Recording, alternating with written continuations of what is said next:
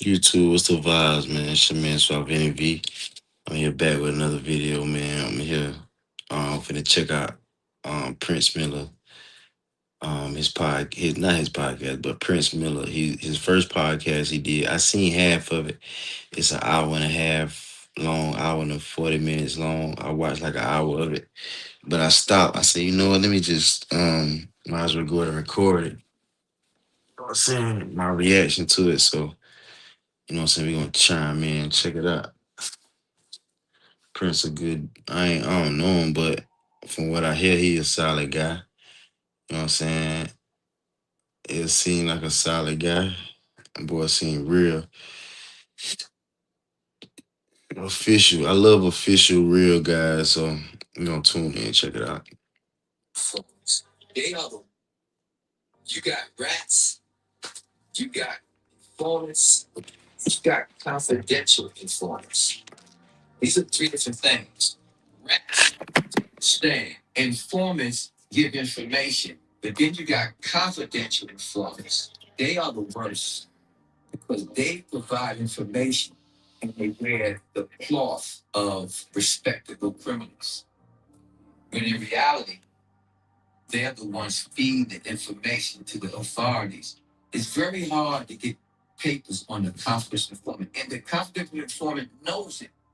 And that's why you hear most confidential informants say, where's the work? Money conversations. You know what? I said that too.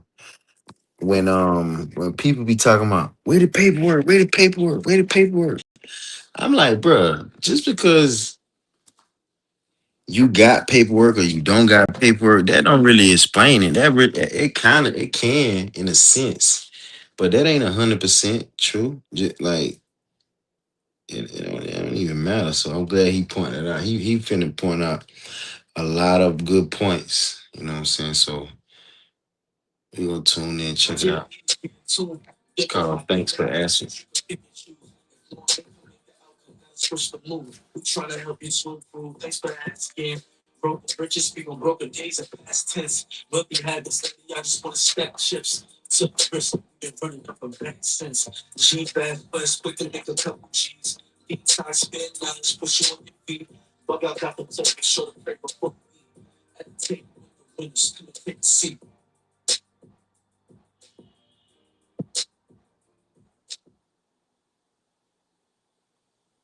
Yes, sir. What up, what up? G-Bag, where you at, baby? I'm right here, bro. No doubt. D-Tops. What up, what up, what up? Prime, Prime. What up? Mike. Hey, what up? Yo, for the next episode, thanks for asking. South Side, Jamaica, Queens. That's all I'm going to say. Our next guest is the notorious Prince. He came to sit on that couch and tell his story. Yo, D-Tops, start the interview and drop the shit, boy. Can I get a round of applause, please?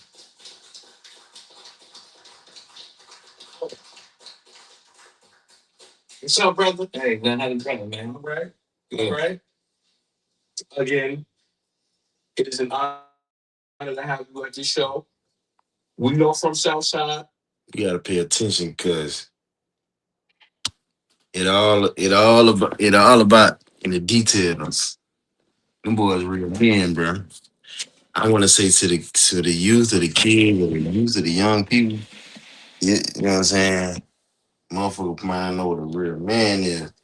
Them niggas real people.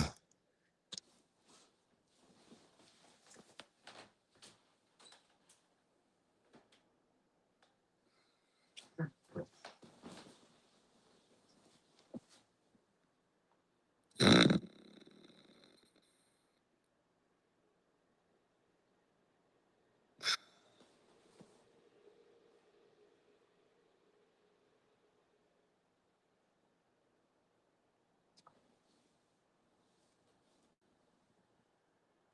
That's a fact. You know what I'm saying? This show is from Southside.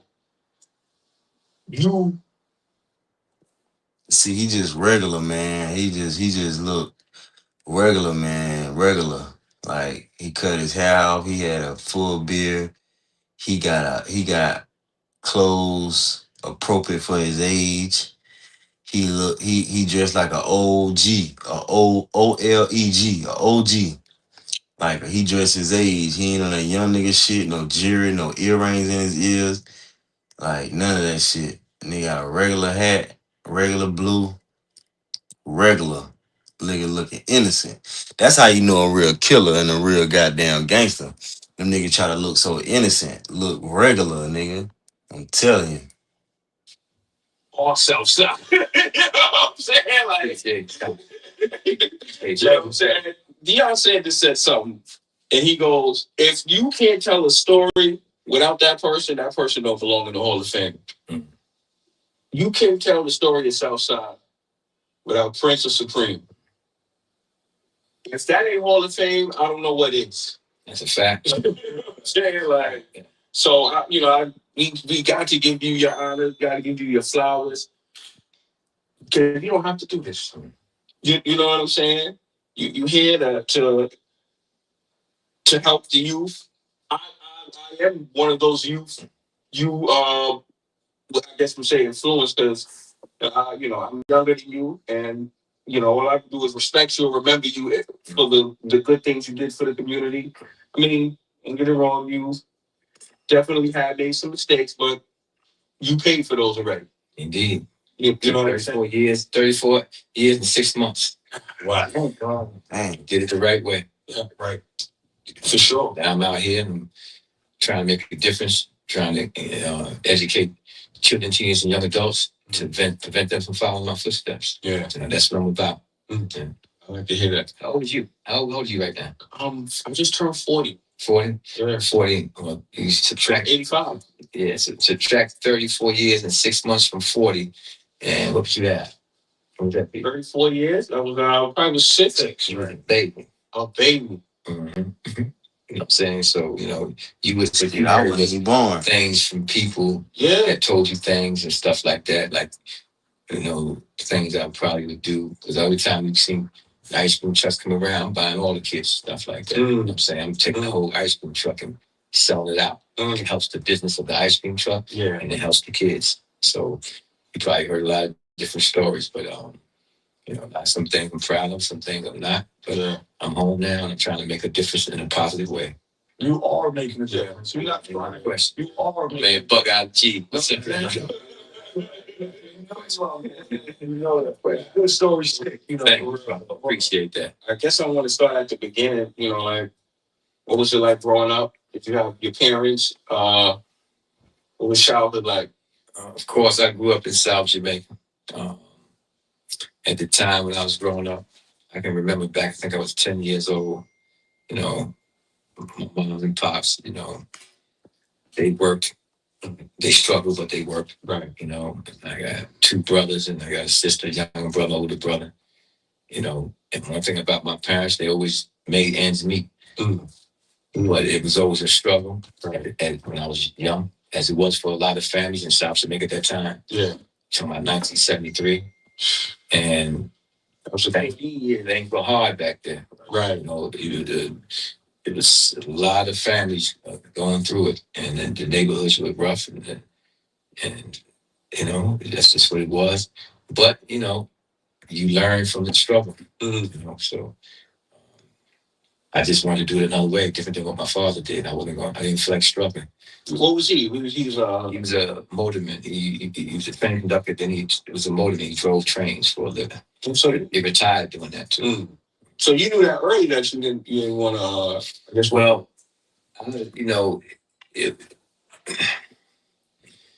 sometimes you have a misperception about life when you're a kid, right? And you see people struggling, and you see them going through hard times, and you take it as if you don't want to go through that. Mm-hmm. But actually, that hard times define your character. So it's when you're a kid, you don't see that. Yeah, that's right. My thing is that I just took it to the streets and just did it a different way. Yeah, that's all. So what's your question? No, I was just going to ask you, what school did you go to around? I went to PS 116 in Bricktown, Tufton Elementary School. And I went to IS8. No. Tough school. And IS8 was was we lived in an apartment building, 109, that's 15 Merrick Boulevard. Right. And it was right across the street, and like a couple of blocks from ISA. And after the killing of Clifford Glover, a 10-year-old kid, I was 10 Boy, years that old. man looks so I was dangerous, 10 years man. old at the time. That's He a was guy. working with his father. I'm glad I know I experienced with a dangerous man. My uncle, he was a Uncle Spool. He was a dangerous man, and he was a motherfucker. And so since I know what that looked like and what that is, I can see it in other people, and you can see it in him. Like he a type of person you do not want to make mad because somebody gonna get hurt. Because he helps his father out, and they was approached by police officers in an unmarked car with no uniforms on, and they told him to stop, call them names, hey niggas, and they ran, and he got shot in the back. He wasn't doing anything wrong. Oh wow! And after that happened, it was some riots. At 10 years old, we was involved in me and a couple of other people that I grew up with, and but after that, we moved from there and we moved closer to basic projects. Yeah. So what happened during that time? Like, what did they march and riot and? Oh yeah, they marched, they riot. I ain't gonna even call it riot. I'm gonna say uprising. I'm gonna say protest. I don't want to use the word riot. You know what I'm saying? But it was it was serious. You know what I'm saying? And I happened to be out there the night of the wake, and I was 10, and a lot of people was out there. That different gangs at the time that existed. And then you had a lot of 5%ers that was out there, and we happened to be out there. We was involved in it, and it was wow. The first time I've been involved in something like that. Yeah. You wanted to finish up with the high school. What was the high school you wanted? I went to August Martin High School. Alumni, August Martin. August Martin when you was growing up, or Woodrow Wilson? It was. I think it was Woodrow Wilson at the time, but they changed it to August Martin. Yeah. Right, so I just called it August Martin. I also went to Francis Lewis. And I might have even went to Springfield High. I'm not sure. I've been to 3 different high schools, man, because I was. Was that fighting? Yeah, I probably was a little bit of a knucklehead. I definitely probably was that. To my father. It don't seem like it was like a tumultuous household within your household outside of like the struggles of every other uh, poor black family. How did you get into selling drugs though? Well, you know, in the neighborhood, that's what mainly I saw. And a lot of times you see what's in your environment and you mimic what you see. Okay. And so um, as a 5%er, Oh shit. because after the Clifford Glover uh, protest and the killing of Clifford Glover, that's when I became a 5%. And as a 5%, you're not even supposed to sell drugs, really. You know what I mean? Right.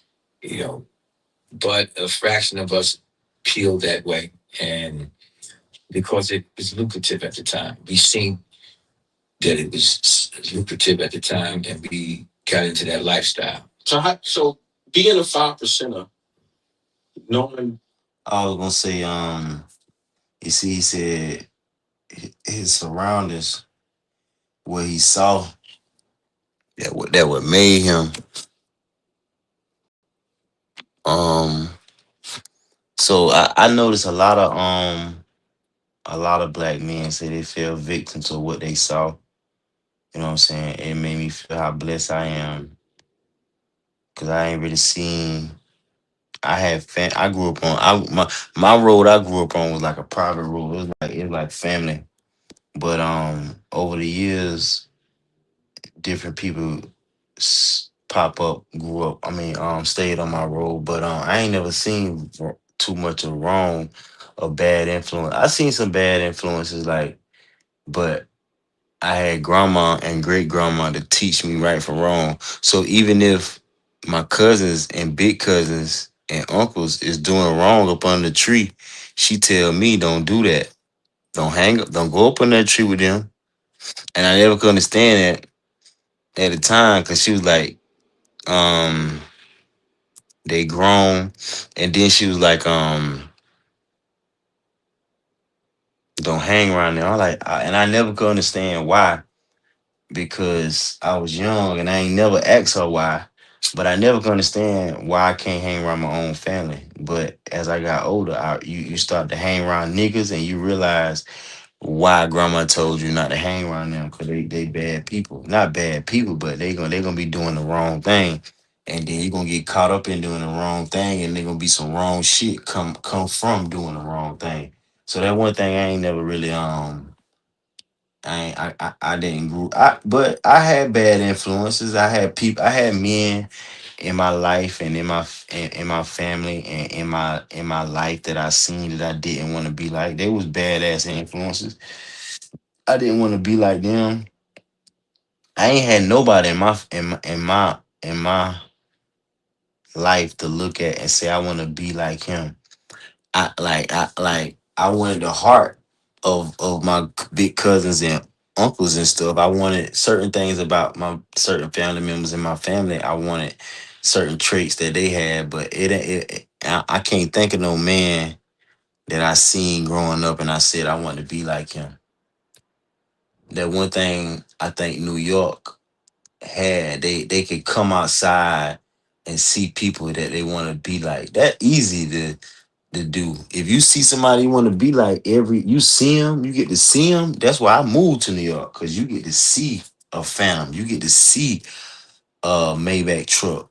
You will never see stuff like that down south in South Carolina. So I came, I moved to be around it. So that one thing about New York was fortunate enough to see the success and see the people with the money and see they live that lifestyle. I ain't never seen it. I do had a rich uncle growing up. Uncle Archie used to sell cars, and I seen his lifestyle. Well, I used to go to his cribs and see his house. He had mansions, and go to his car dealership. He had his name on all his cars, and go to his crib. He was rich, but that that that influenced me to want to be rich. But other than that, far as seeing people, men that I want to be like and imitate, I ain't had that. Supposed to be the poor righteous teaching, basically. How would you rationalize selling drugs to yourself?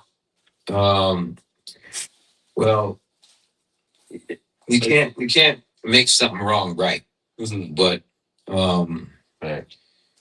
my thing was, I wasn't going to be in there doing it for a long period of time. Okay, we ended up going to. I started off selling marijuana first of all. That's the first drug I was selling, and then it graduated from there. And, so I had went up north, and matter of fact, no, we went after we started selling. After I was selling marijuana, being a friend of mine named Education, we end up going to the 150th Street because I saw my uncle down there with people. My uncle was down there selling on the block with others that was down there. Lorenzo Fat Cat Nichols was down there, and so him praying was selling drugs, for a guy named Time. Me and Education was selling drugs for a guy. He would be inside the door, he'll be inside, I'll be outside, and we were selling drugs out there. So we graduated down there because we saw others doing it and it was lucrative, and we started selling it. We still was educating ourselves and educating others. Yeah, dude, the first time I seen it was I actually tell other people don't do it. And I was doing that on the side. The only way we rationalize is that we making money, and we was going to do it for a long time. That was before we actually became what would become known as the Supreme Team. So we were selling drugs for the older crew down there and whatnot. And they gave us a shot. We took advantage of it before we peeled off and started doing our own thing. Whatnot. Like Brain came with. See, that's another thing what I hear a lot of people had, that somebody gave them a shot.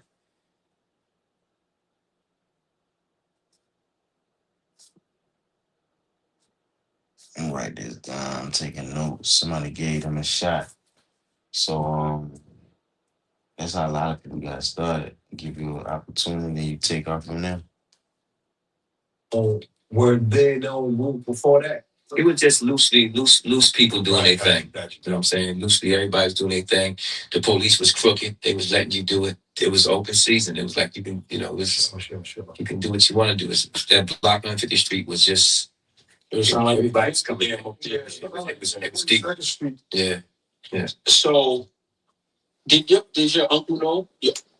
For the record, your uncle is Ken of Supreme McGriff. Yeah, yeah. Um, Another good brother. We interviewed his son.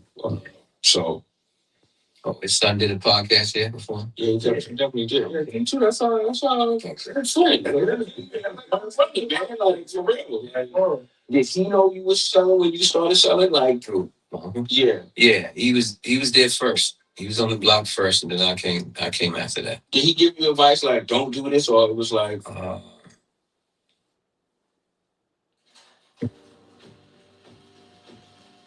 Man, that's crazy. This is some real shit right here.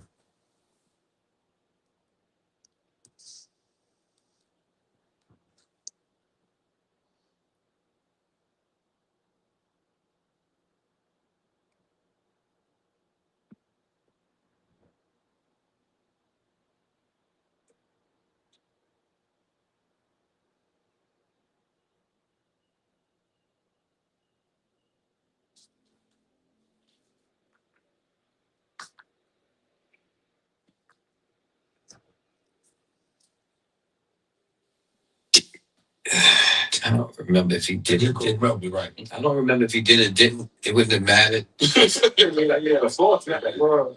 I saw him doing it, so I'm going to do it. He might have gave me advice, man. Be smart, maybe. You know what I'm saying? Right. That's why, and I guess that would be my next question. Like, did he give you a lot of game as far as working in that business? Yeah, I learned. I'm a quick learner on anything I do. I watch, I listen a little, I pay attention, and I watched and I studied it. And He watch, he look, he listen and learn. My grandma taught me that. Look, listen, and learn. He just said it in a different way. Y'all make sure you remember that. Watch, look, listen, and then learn. You'll learn like that. That's how you learn. By looking, by watching, peeping game, paying attention. If you just be quiet and pay attention, the life will talk to you and God will talk to you. You just gotta listen and be still. whatnot. So yeah, I played chess. I've been playing chess since I was 8 years old. And so I was in tournaments and everything. Look how calm he is. In order to play chess, in order to win in chess, you got to think 8 moves ahead. So I was always trying to pay attention and whatnot. When I was on the block, I was learning fast. You know what I mean? So how did the Supreme team form then? The Supreme, I went to prison afterwards. I got arrested with some people. What year was this? This was in 1981, I think. Okay. That's for weed? It was for weed? No, that was for a robbery at the time, and um, I just happened to be coming out the store, and I got out. They was going.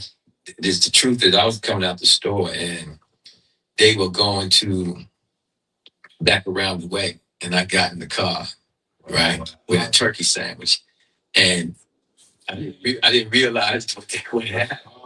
Man, so what happened was, now we in the chase, and we driving through, and when the car crashed, we got out to run, because I'm running now. And we all got caught. Wow. And, I stood up as always. You know what I'm saying? I learned from my uncles, keep your mouth shut. You know what I'm saying? And my man Rasheem stood up, and but the other guy, he didn't. You know what I'm saying? Wow. And we ended up getting time. Wow. You know what I'm saying? I got 1.5 to 4.5. Wow. My man Raheem got 1 to 3. Because I had a felony before. So I got more than Rod got. Rod got 1 to 3. I got 1.5 to 4.5. The other dude got time. I don't remember how much time he got, but he had a prior felony as well. You know? How old was you at the time? How old was I? I don't remember the age at the time. You know what I'm saying? But he was already a born hustling at that time. I was actually on my way. I was asking him to drop me off on 150th Street. Wow. You know what I'm saying? Yeah. It's a true story. I was living in Long Island. in a 451 Fulton Avenue. And it was a supermarket right across the street. And it was just almost unlucky as shit. I should have, like, knew that they was, when I seen, but I seen the car, y'all go back around the way, get in, hurry up. I got in, we driving off, and boop, next thing you know, it was a wrap. It was a wrap. It's a luck of the draw right there. Yeah, luck of the draw. Yeah. But, so you get out. Yeah, I get out. Now, at that time, the Cream had already had the team formulated, and I came out and smoothly transitioned right into it. And it wasn't nepotism either. It wasn't nepotism because I started from the bottom. I was given something so small, and I turned it into something. And I got two of my closest comrades, both passed away now. I said, Cooley, knowledge, let's get money. In fact, I think Cream put me with one. If I knew Knowles already from the project, I knew he was from the area. And so we got down there, and it was just us three. And then we started doing our part of the team with Cream, and we was building. And we was doing so good on the block. I'm saying that Cream he let me do a separate thing, but still with the team. See? And so it was, that's how it's that's how it's. Yeah, because I prove myself. Yeah. What I'm saying. Yeah. I read this in Corey Tucci's book. I'm a business major. I got my MBA and all that. And then before you go further, just so everybody know, I'm just giving you the history because you asked me the questions. That's a right. I do not glamorize the past of what was done, basically. But in order to show the kids and teach them about living a decent life, of messing with that street life and what it can get you if you do, you want them to see it fully so that they make their own judgments about what is right and what is wrong. That's true. If they don't see the whole picture of that life, then they'll get a misperception. That's true. If they only believe what people speak about, rap about, or talk about, and don't really see how the dynamics of that life, they can make a wrong choice. You got to show them that the people that you hustle around may not stand up if they get arrested. They may put you in jail so they can get out with their kids so you can't be with yours. Right. See, they might think that you can't lose your life in that game. They might think that you should use drugs instead of hustling drugs. I mean, you can learn so much, but you got to give it to them raw. So when we speak about the past, it's only to educate them into the future of the choices that you make. Yeah. Right. Because everything is a choice. So we made choices back then that cost me 34 years in prison. Right. And so when we speak, we're not here glamorizing that life. No. All that we're speaking about it is not that glamorizing. Right. And a lot of people, you got these podcasts these days. They, and that's another thing. I'm gonna maybe get back to it later. You got these podcasters that sit up there trying to get the clicks and the subscribers and get the check and everything, but they ain't keeping it actually thorough. A lot of them. Exactly. There's many that do. I can actually name them, but I don't need to get into that. But there's some that's full of crap, and that's the reason why I will be doing a podcast soon. Once a week. What I'm gonna do once a week is address all the crap that these fake podcasters speak about on the that they speak about on their platforms. Right. That's right. I'm gonna take it and tear it apart if it's fake. Yeah. Because on my podcast, anything that's said is gonna be real. It's gonna be thorough. The people that I invite are gonna be proper. It'll be entertainers. It'll be rappers. It'll be regular people from the street, and we're gonna talk thorough. What about some? Huh? What about others? Oh, y'all, I'm sitting here with y'all. A person might ask me, why would you do a podcast with a small platform? You know what I tell them? I say, first of all, I hustled here. I ran this whole area around here, right? Mm-hmm. Why would I not come to give some individuals who try to create their platform? Why would I not appear before them black-owned business, upcoming black-owned business, and help. But let me finish and help them out with their platform. I don't care if nobody else want to speak to me because I started small. That don't bother me. Because it's not about starting big or small. I feel like you should give an opportunity to people who, deserve it. And then I see somebody. I'm not talking about. I want to talk about ain't no question. And let me just refine even more. If nobody helped the little man and always went to the big man, then the little man ain't got a shot. Like I just said, somebody gave him a shot. No, I don't see That's what's up. I just said that. Big person. That's what's up. I know when I speak, I'm gonna speak some real stuff. I'm gonna speak the truth. It ain't gonna be no crap. It's just like praying. When we say something out our mouth, when we speak and say something, one thing we're gonna do, we're gonna speak the truth, and we're not gonna play games with our words. Take it or leave it, because we rarely speak. So I'm speaking with y'all now. I may not speak or may speak to some other podcast, but whenever I speak, it's gonna be substantive. It's gonna be real. And you can take it for what it is. Right. I'm definitely not them other characters that you see on there. But when I do kick that podcast off once a week, it's gonna be thorough. And people are gonna say, yo, I'm gonna watch that every week. Because you're gonna walk away from there, not only with education, but with knowledge. It don't matter if you're a child, teenager, or a young adult. And that's why I say, no, I'm gonna come here. Because you give the little guy a shot. Thank you. Appreciate it. Speaking of knowledge, again, I'm a business major. I'm always infatuated with how business is done. She broke down the way you guys had a system of selling drugs where it was like it was a 9 to 5. There was 3 shifts. People had certain positions and you had to work it. If you guys didn't go to college.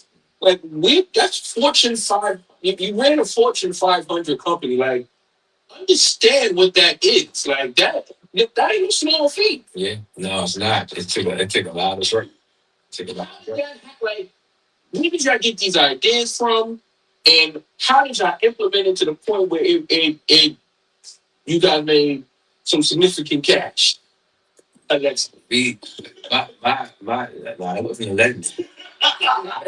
It was reality. And then to be honest with you, contrary to what people think, we don't talk about it because we don't try to brag about nothing. We show weight too. We show keys too. Right. We just people who know. You know what I'm saying? Right. And it was a time when my uncle was out. He showed. We had stuff on the street and we had weight. We had all sorts. You know what I'm saying? Drugs, really. You know what I'm saying? Heroin back in those days, stuff like that.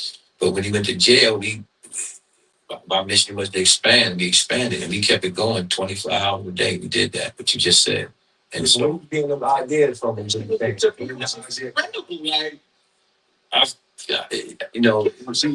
just had it. It was around the shift, and what we did.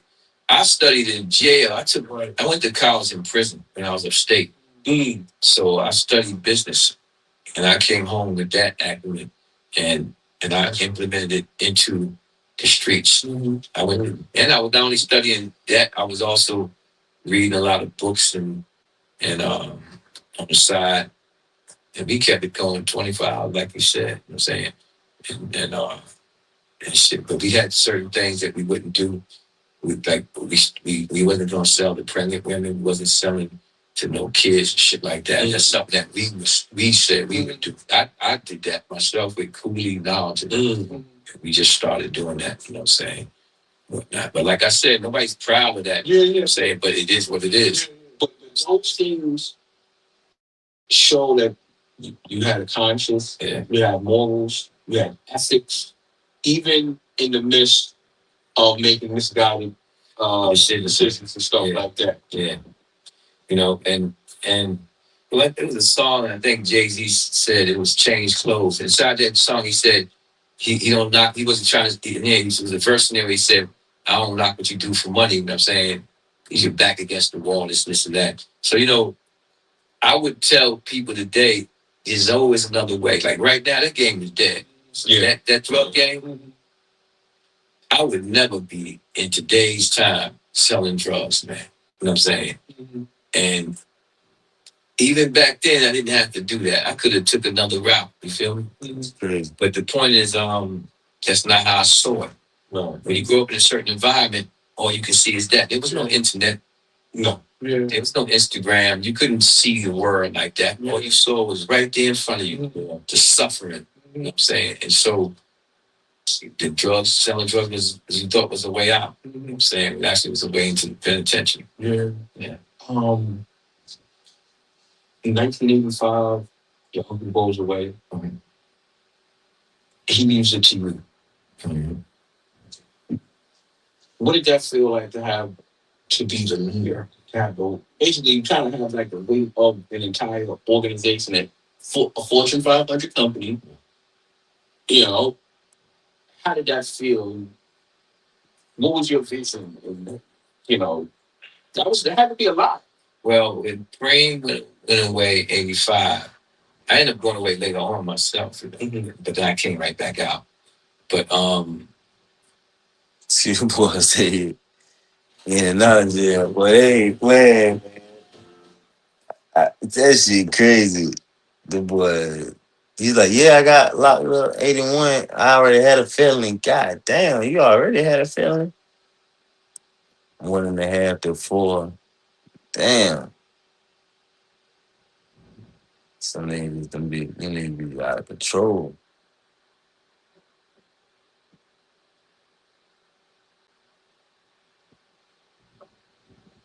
It's crazy.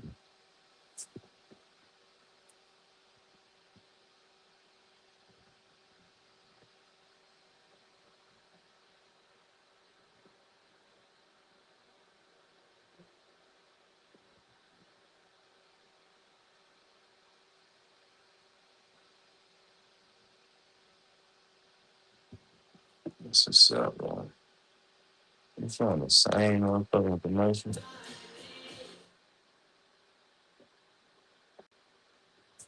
Yeah, this is good. I seen Demi thing last year in Queens.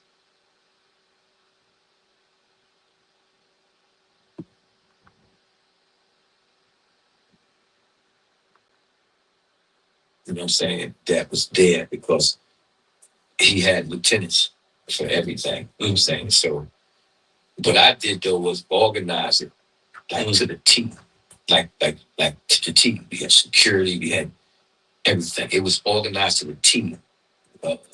You had people that did bagged up, people that did different things. It was organized to the T, and it got more organized because I was I always liked to study military and study organizations and stuff. So I was on some security-minded, organized stuff.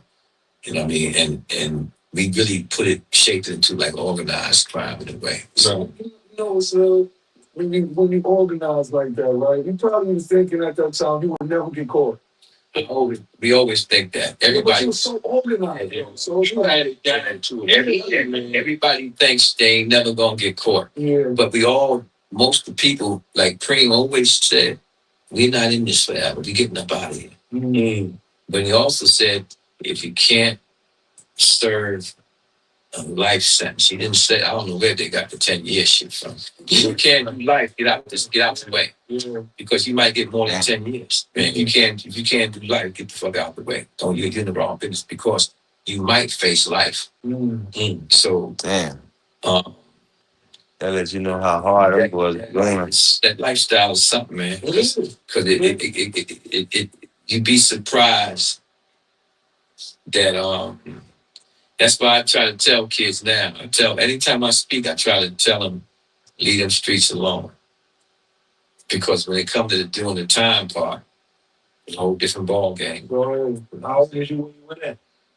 I think for the Fed bit, I think I was 27 maybe. Yeah. I think I was 27. Oh, yeah. 27 or 28. 27, 28 years old. March 21st, 1990. Right. Because I think they tried to put a murder rap, like a triple homicide. Yeah, they did. They did. They tried to. I was in prison, and they accused me of ordering it, but it's not true. It's not. It was a lie. Because first of all, you got to think about it. Them people are bringing us so much money. Yeah, the Colombians. They're giving us bring so much money, and I told them if I had to go to prison, man, shut down. Right. But of course, they want to make money and they continue. That was on them. But I never wanted to. That's why I did it. Right. So, but that story's getting ready to come out. I don't want to give too much. Okay.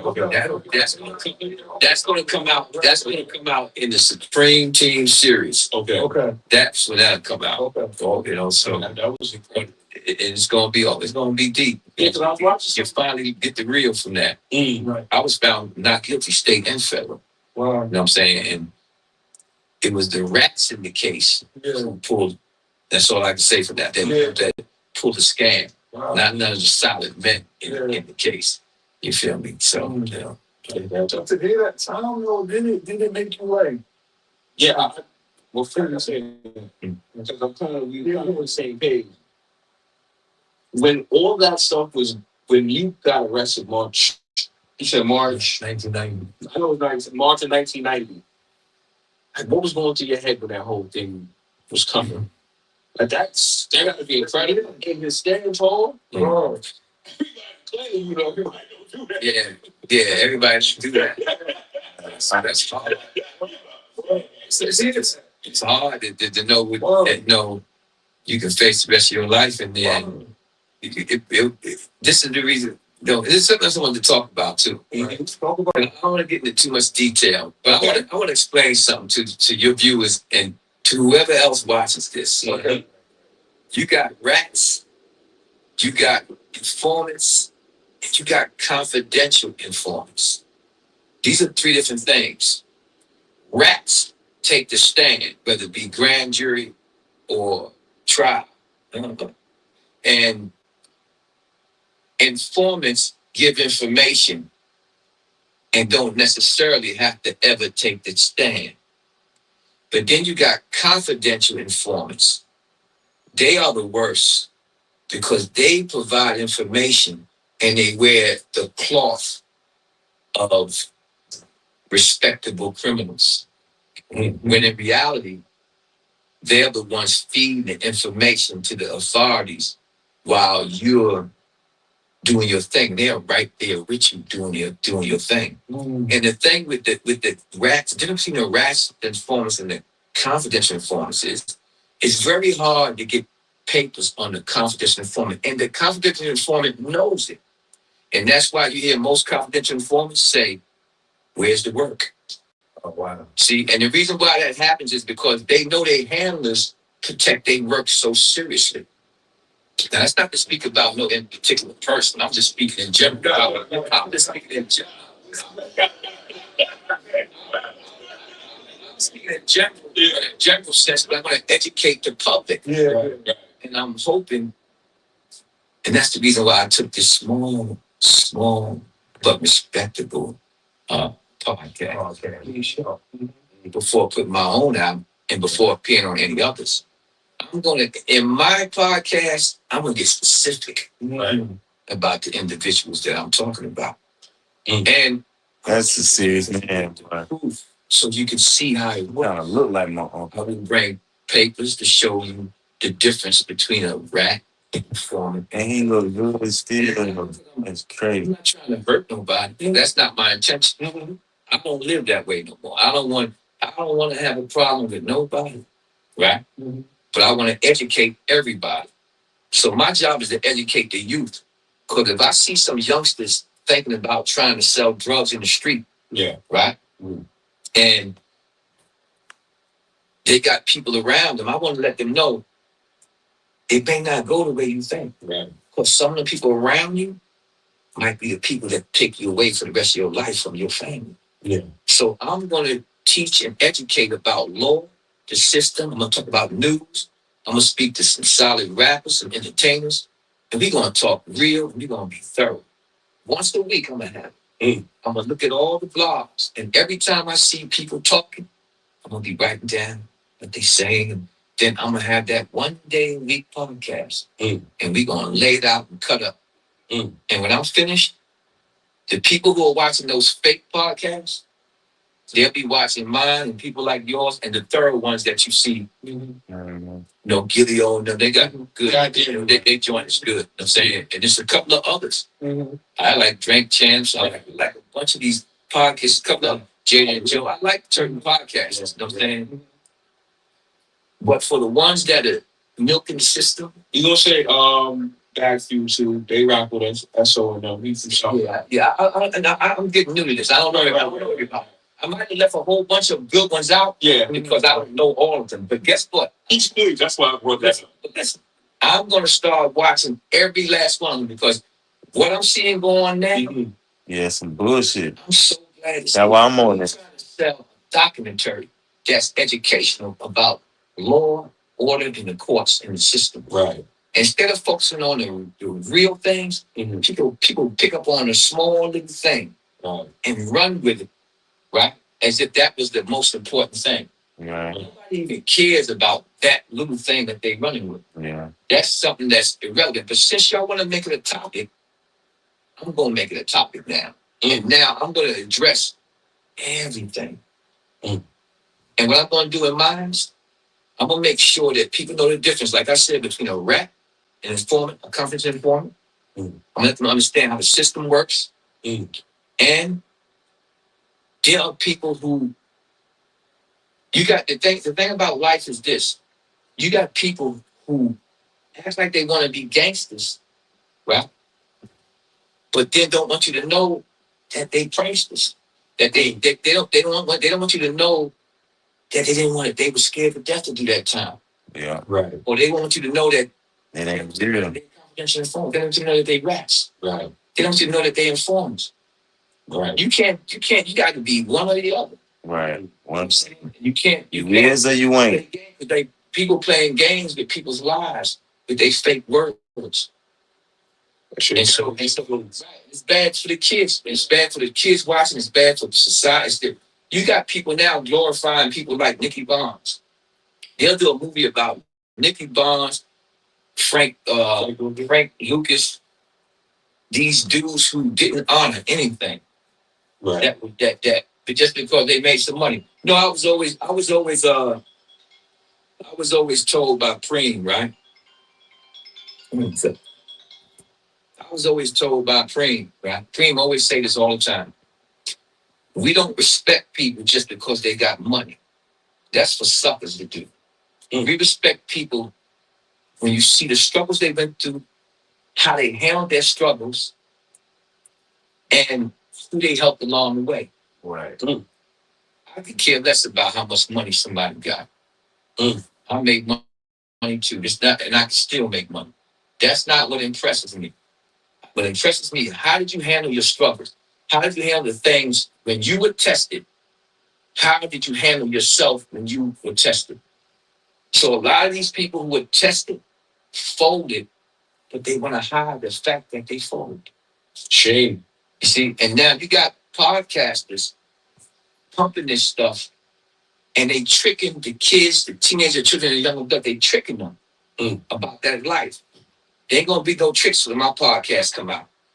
And I'm glad that y'all called me here because I've been wanting to say something. I've been trying to be quiet and just focus on doing movies, documentaries, and books coming out.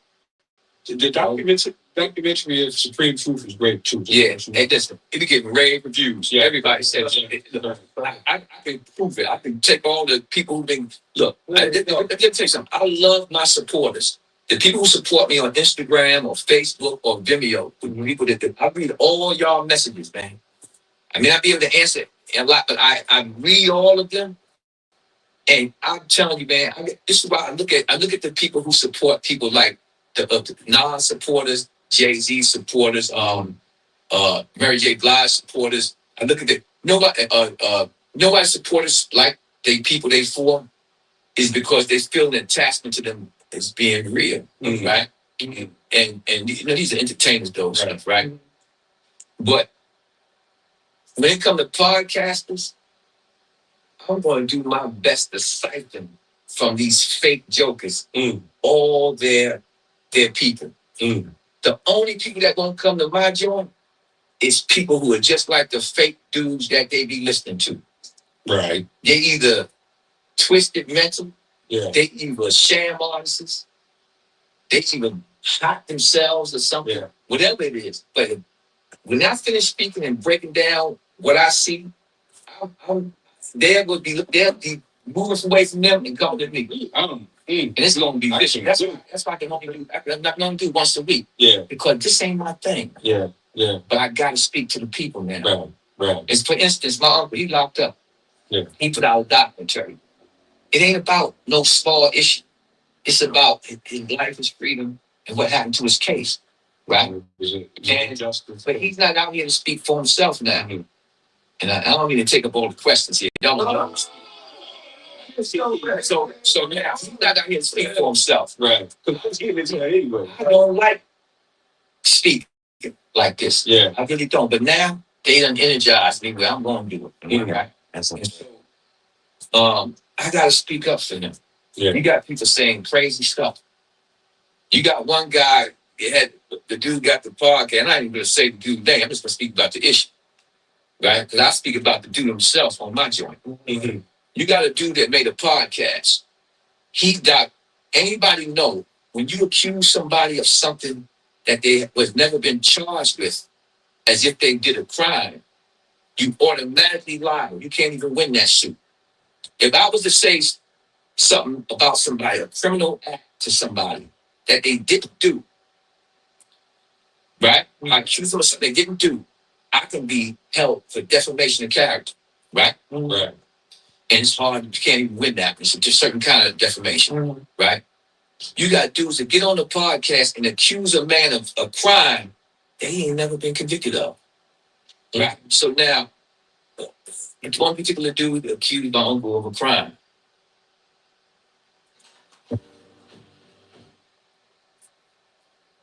One night, I don't know what he talking. He talking about his son though. I think he said something like he got somebody killed, his baby mama. I don't know about all that, but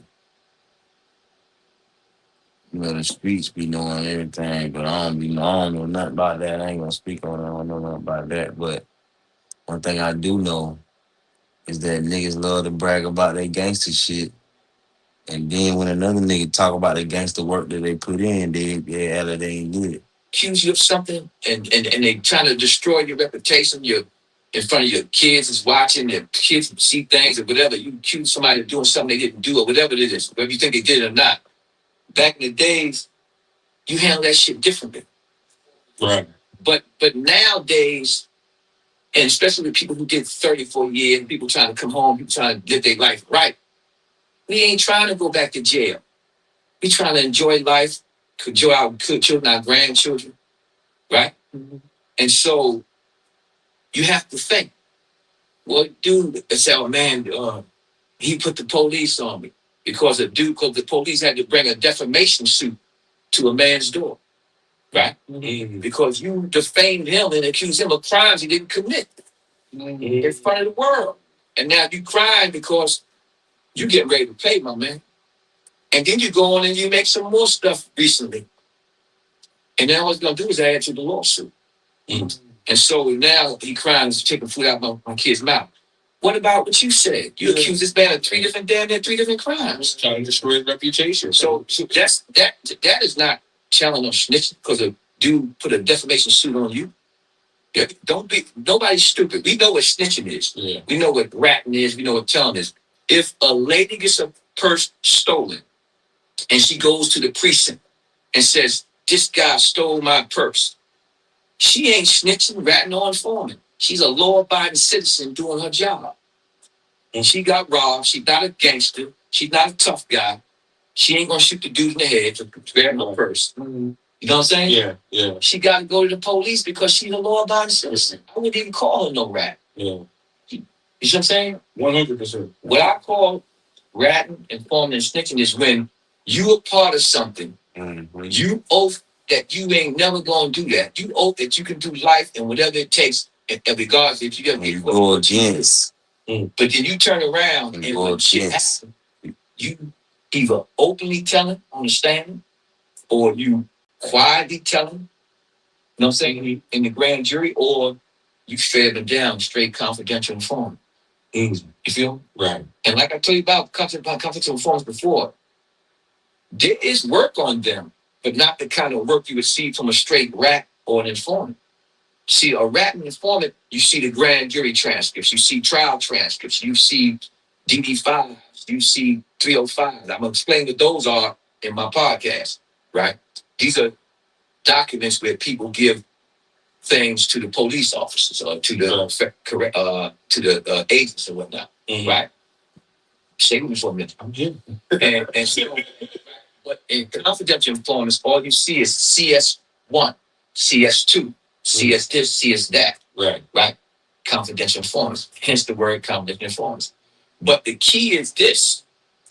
The key is with the confidential informants is the people whose case it is know better than anybody because the people whose case it is know who was where and what.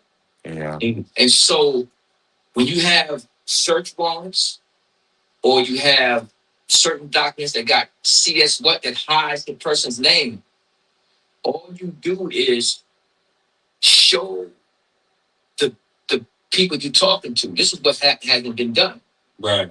You take this search warrant and you let the people, like on a podcast, I'm going to take a search warrant and I'll show it to the audience. This is the search warrant. Read it. Everybody here, read the search warrant. Yes. Now I'm going to tell you what happened, so you know what happened, and then you tell them what happened, and it's easy for the people to see. Oh yeah, he was a confidential informant. You see, and so my point is that people play games. These podcasters play games. They trick these youth. They trick people that they talking to. They get people to make comments and don't know what they're talking about. Right. For instance, let me give you another example. I don't mean to take over. I know you got questions. Hey, we don't invite me. Don't never invite me somewhere if you don't want me to speak. Right? That's right. So, let me give you another example. People say, "Oh, what took so long? Why this dude ain't say this about this person or that person or this person or that person?" Right? Yeah. And they forget something. My case and Dream's case in 1985 happened so long ago. There was no internet. There was no Instagram. We had Tandy 1000 computers connected to nothing. You couldn't tell the whole world if somebody did this or did that. But guess what? One thing one thing we did do, we told South Jamaica. And the whole South Jamaica know who's a confidential informant, who's a rat, and who's an informant in any case that happened in South Jamaica, Queens. Look, I got to say this, man. And I'm only bringing this up because I watched the documentary. And Preem announced somebody who was a CI, confidential informant, for 40 years. We interviewed him. I'm not a street dude. I didn't know none of that shit. Yeah, we got this stuff. You know what I'm saying? I didn't know none of this shit. I hear Benny. I hear him as a big dude. I'm not doing that sort of thing. Brothers like you wasn't home to say that. Did y'all know he was an informant for 40 years? Is that your take on it? But first of all, if you notice, I did everything I can not to mention people's names, right? Right. I'm taking out about who was what. Okay. Right? But I don't duck questions. Right. I don't duck questions. I'm going to answer your question. Okay. And I'm going to answer it this way. I have a podcast coming out soon. In my podcast, any questions that people are unsure of and anything that podcasters are playing the 50 with, going to be expressed, cleaned up, and cleared up. That's it. And you got to watch it. You got to watch it. The only reason I'm doing it is not to embarrass nobody. The only reason I'm doing it is because I want to educate the children, teens, and young adults about staying away from that street life. Yeah. If you ain't dedicated to it, if you ain't prepared to do life in prison, leave that stuff alone, because you don't want to be away from your family for the rest of your life. Because you got people who will hustle with you that will not go down with you, that are lab. They don't want to leave their children. They don't want to leave their kids, but they don't got no problem taking you away from your kids and your family and putting you in a graveyard, buried alive in the penitentiary for decades. So instead of me trying to deal with individual people, I'll deal with that on my podcast. Right now, I'm trying to educate. Okay. Even my podcast is going to be about educating. I'm telling them to watch. I'll tell you what you're going to learn. You're going to learn, forget talking about Benton for a minute, right? Correct. You brought his name. No, I don't duck no questions, right? Yeah, but forget talking about him for a minute. Because it's bigger than that. It's bigger than that. What I'm talking about is so many people have been confidential informants, and how society and even Hollywood a little bit, they glamorize the people who are rats, informers, and rats. Look, Hollywood, certain podcasts, they glamorize the snitch, the confidential informant, and the rat, right? And the informant. They don't glamorize solid people. They can give them even a better story. Yeah, right. I like watching. I was in the penitentiary. I used to watch Snowfall. I like the way they put Snowfall together. Yeah. The writers were excellent. I even like the way they put together. I even like the way they simply put together Power. Mm-hmm. Because he's from the South Side. Yeah. And what he did was he learned things, man, and he took a little bit from the South Side and put the story together. Right. But the Supreme Team story, we eclipsed both of those. Feel me? Yeah. Best people. It's not one. It's in rhymes. You feel me? So whoever's interested, or if you're not interested, it don't matter, because truth be told, I'm already starting the Bible. I'm already starting the deck. I'm already in work. I'm already working. Okay. You feel me? Yeah. But back to what I was trying to say. Yeah. This is why I don't like to just pinpoint. I'm not going to pick on. No. I'm not going to pick on one motherfucker. I'm going to expose all the jokers. Especially, really, mainly the ones from New York. Right. It's so many, and I'm going to say it. And another thing, I have no fear. I've been to every damn neighborhood in Queens. I don't have no fear. I walk around and I always teach about staying away from that lifestyle. Correct. And most of my people, the majority of people that was involved in the Supreme Team, they ain't even criminals no more. But they all here. You understand? They all free. Living their lives free. They ain't no suckers. They stood up. The ones that I'm talking about stood up, and they doing positive things in the community. They involved in organizations. But we ain't no suckers. Nobody. We don't bother nobody, but we believe in the right to self-defense through the Bible and through what the Lord says is permissible if anybody should do something to you. Correct. That being said, man, we ain't stumping none of these jokers that's fake. No doubt. No doubt. Rats, the so-called tough rats, the ones who think that they can scare people. Right. No, you ain't scaring us. You ain't scaring me. And we live a decent life. So I don't nobody bother me. I ain't bothering them. Correct. But in self-defense, I'm a master at that. So that's all I can take your word for it. But like I told you, I'm living a whole different lifestyle. You don't even see me really unless I'm doing something positive. Right. Okay. See you a lot. I did a lot of talking, man. Ask some questions. Some questions. Well, to go back, because you know, you're facing, you're locked up. You're facing life, basically. Not just life, more than life. Definitely life. You know what I'm saying? Hold on, so 90, right? Let's go back to 4 more years back for life, like more than you. They said the state, you beat the state, and then the feds picked up the case, and you're in jail for 32 years. Like, when you hit, first of all, when you hear the sentence, what's going through your mind? And then how did you survive 34 years inside? That's what I wanted to know. You know what I'm saying? Listen, man, prison is completely different than the street life. You got to be on your toes, man. It's all kind of stuff going on. Crazy.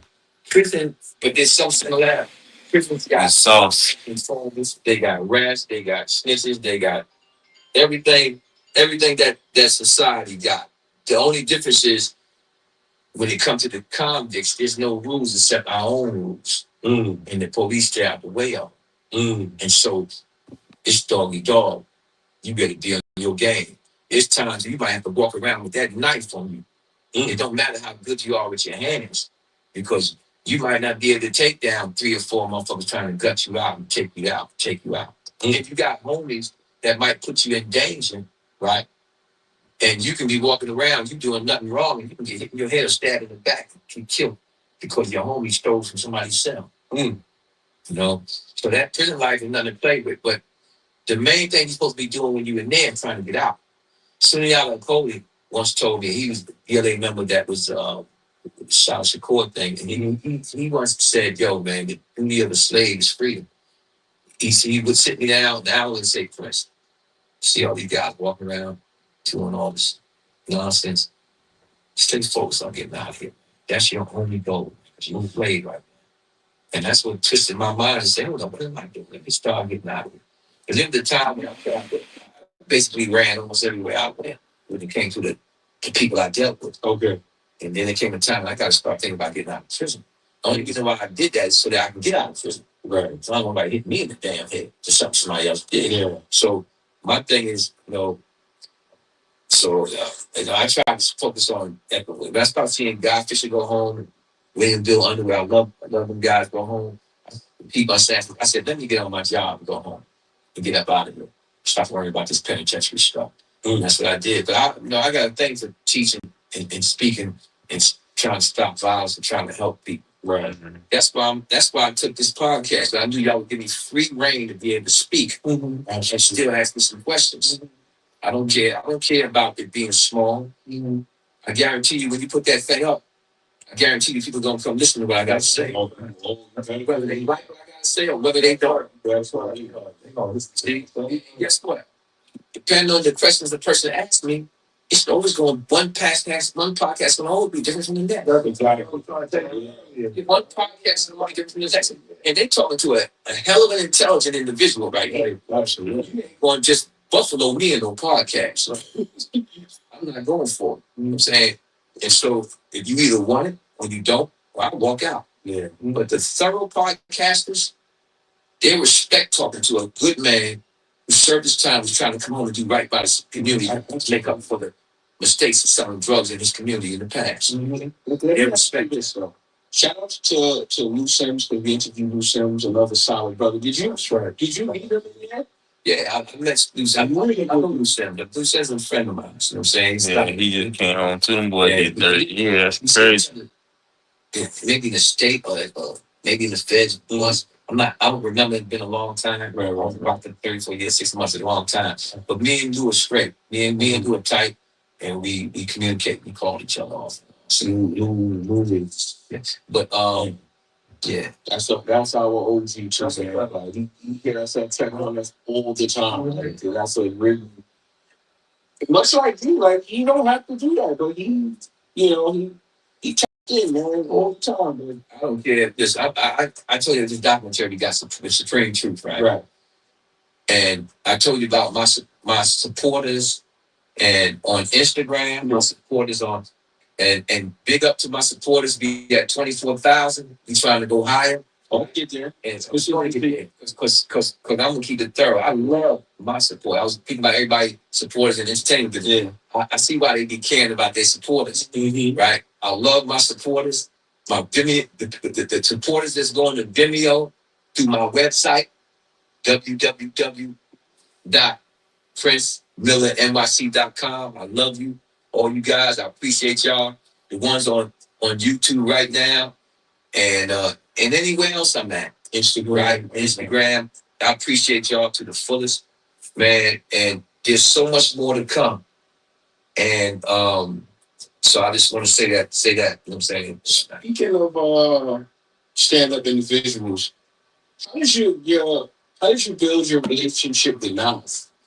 Nas, man, that's my brother, man. That's my brother right there, man. We You got spoke like on the over phone, hour in. intentionally. And if I remember our first conversation, Um, and that's why I like him a lot, man. He's so thorough 38 minutes. and whatnot. We were speaking to each other, and I had drugs in the Queensbridge a long time ago. You know what I'm saying? Oh, And so yeah, I've been all over. I've been everywhere in Long Island, yeah. out here, Queensbridge, everywhere, a few places, right? But anyway, but that's not what we spoke about at all. You know what I'm saying? But Nas always, when he rap, he mentions names and he keeps us alive. Yeah. But he mentioned something. He said something to me about being a legend. I said to him, I said, you know what, man? I said, you legendary. I said, I may be a legend, but I'm a legend for the wrong reason. But you're legendary. I said, Nas, if I go to South Africa, they won't even know who I am. But if you go to South Africa and then you get off the plane, they gonna know who you are because you legendary. He said, man, you're right. But yo, I love that brother, man. And I'm proud of him. I'm proud of his pops and his family, man. I like the way he moves, man. Oh, He moves proper. But it's a couple of more I'm proud of. right. But I'm actually, now I know with him, I can communicate more. You know what I'm saying? And people like them don't mind reaching out to people like me. Mm-hmm. They don't mind extending their hand and reaching out and staying in touch and communication. You know what I'm saying? Yeah. Because first of all, it's a two-way street. We can learn from each other. Right. Not just him, it's a couple of other ones. You know, I like Kiss. I see you got a great relationship with Jerry Kiss. Nas. And I'm gonna tell you, this is something that I haven't spoken to. I'm proud that they came up. Right. And they doing what they gotta do, man, because it's a hard life for us blacks, man. Yeah. And I like the fact that people made it out and they came up. Right. I like the fact that they're using their talents to come up and live their lives, man. Mm-hmm. You know, I ain't about seeing people not be successful. You see, I want to see people be successful, man. Right. Who doesn't? Why do everybody hate so much? When it comes to our race, we hate so much on each other for no reason. Yeah. I can understand if somebody did you wrong, Right. but sometimes you gotta let go of the past, man. Sometimes, like it was a comment made on the podcast. Somebody said today something around. I didn't listen to it. Somebody else told me. Somebody said something around the fact that they worried about this person. Why Green didn't do nothing to this other dude that told him that's in the street right now? Why they didn't do nothing to him? So basically, this dude wants us, me specifically, to bring harm to somebody. To go back in. When our job is to stay out here and to get our uncle out. Yeah. As long as you ain't putting your hands on me and I ain't putting my hands on you, we good. Right. If a dude told on me before, right, I don't want to see him. Yeah. But if I see him, I ain't gonna hurt. Yeah. I might ask him, man, why you do that? And it's over. You know what I'm saying? I might ask him that, why you do that? I don't know what I might really do. Right. Listen to me. My point is, I've been in that situation already since I've been home. Right? Did you ever ask that individual? There's no question I did. You know what I'm Did saying? you give a response? No question. You know what I'm saying? But there's a bigger picture too. Right. See, people don't understand. I'll give you an example. When you talk about the Supreme team, when you deal with the Supreme team, you gotta remember that we know each other's family. I know the families of all the people who were Supreme Team members, right? Right. So that means I got close to their kids, or I helped maybe raise them, or I might be a godfather to their kids, or I might know their mothers. So I don't really want to hurt somebody's mother's feelings. You do something to somebody's son, and then you could cause their mother to have a heart attack. Thank you. I gotta pause it right there, bro. I always said that, bro. I love a real nigga, bro. I always said that. I been saying that, bro. If people was to think like That I tell you a personal story, man. Like my homeboy, like when if that nigga was a like I've been knowing him for damn this should be damn near 20 years. You know what I'm saying? And throughout the years, if that nigga do something that's wrong or disrespectful, I know I can beat him. But I won't even beat him. I won't even fight him. I won't even punch him. I won't even hurt him. I won't even hurt him. I won't even hurt his motherfucking feelings because I hurt your fucking feelings. And I hurt you. And I don't want to hurt you. And I always been like that. You know what I'm saying? And I think more people need to think like even with girls, man. Like I remember riding with a girl and she'll say something. And I'm like, I know you don't mean that because you mad right now. I could say something to hurt you, but I ain't gonna do that because it'll hurt, and I don't want to hurt you.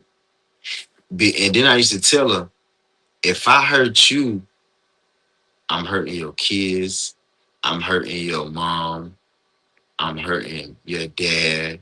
Cause I talked to your dad before he passed. You know what I'm saying? I talked to your dad. You know what I'm saying?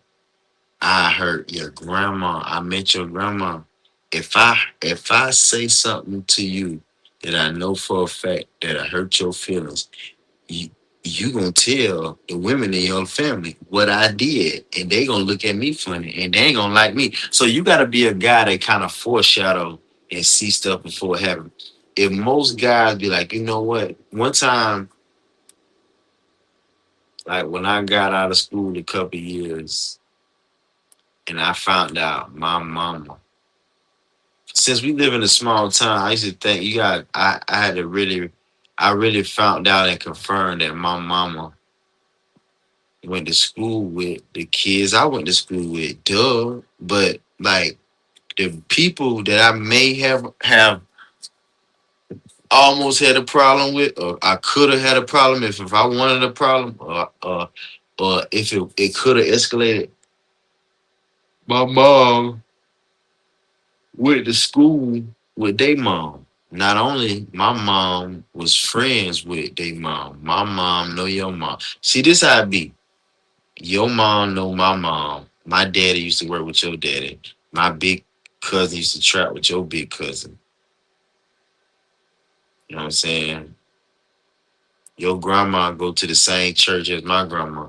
Like you'll be so close and tied. So to the fact that you be like, you know what, I ain't gonna even hurt you. Because if I hurt him, then I hurt. Like I know like the same guy, my own boy. I remember me and him almost got into it and shit, and I know I can beat him. That nigga pulled a knife out on me. I like nigga, you don't put that shit up. I got a knife on me too. I ain't even gonna pull mine out, but he pulled this shit out. Like back the fuck up now, back the fuck up. I like nigga, you better put that shit the fuck up and like chill and shit. But he did he put it up. But then I thought about it, like I probably was really scared, like intimidating him. I wasn't even doing that though for him to put it out. But when that motherfucker put that shit back up, I think we got to talking and tussling, and I had that motherfucker by one hand, left hand, by the damn, and that fucker was that eye popping out, and that fucker was that fucker couldn't even move, and he bigger than me. So I was like, I ain't gonna punch him in his face. I ain't gonna hurt him because if I break your nose or break your face, I knock your. Who did that? Vince.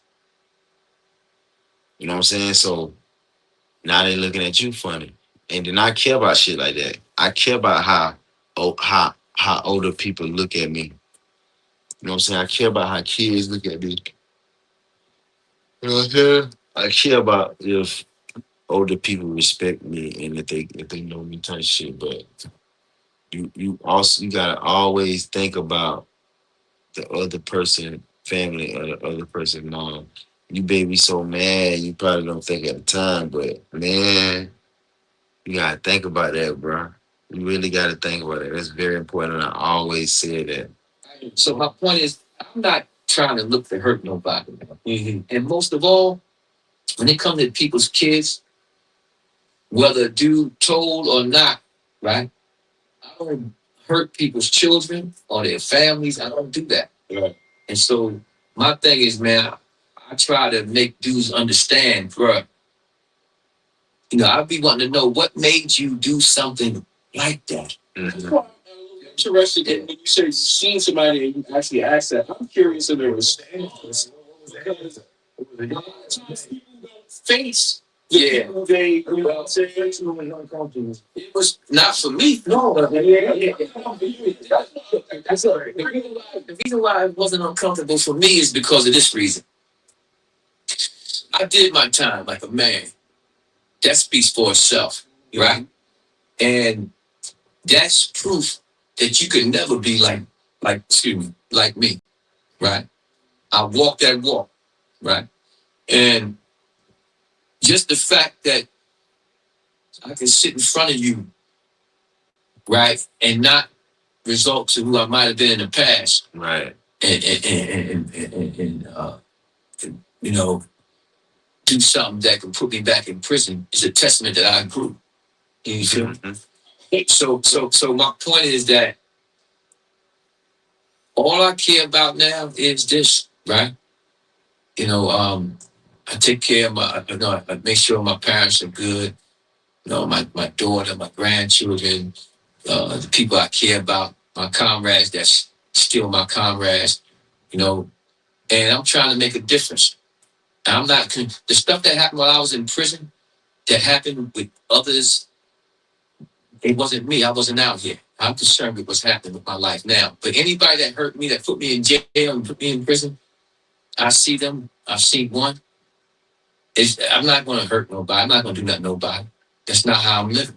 I'm going to seek an understanding with that person. Yes. And find out, yo, why did you do this? Yeah. Why did you do this to us? Right. Mm-hmm. You know, and I know a dude might want to make amends, yo, man. But, you know, it's one thing to talk, it's one thing to do this. Because, you know, you can put a lawsuit on somebody, right? And they got to pay you for the damage they caused you, right? Well, in the street, it's the same way. If a dude want to make amends with you, you can make amends. I ain't going to fuck with you, though. Right. Don't think I might keep my mouth shut about what you did. I never kept my... That's another thing I want to say. You hear people on the thing, why nobody said... I said this before a minute ago. I think I addressed it. Yes. People, we've been told people who ain't right. Ain't nothing new. That's why so many people in Queens, New York, mainly South Jamaica, they know who ain't right. You know? They know who ain't right. It ain't nothing. We been telling people.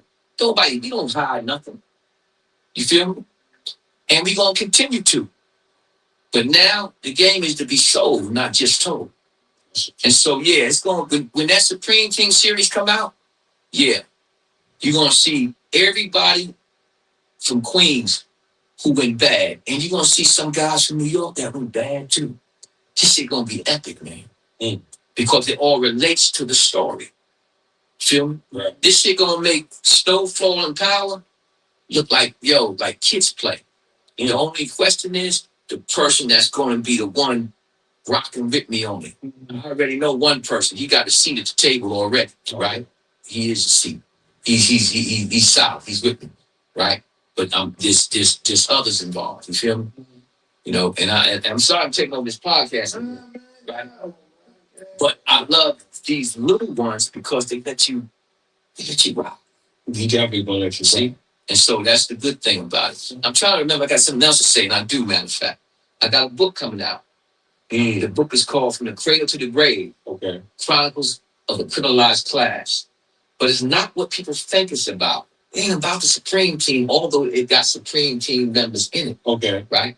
It's my upbringing from 10 years old, the Clifford Glove experience that I had, and I shape it all to try to tell the youth to change your viewpoint and your lifestyle. But it also is about the killings that took place when I was away, about all the people who actually lost their lives. You know what I'm saying?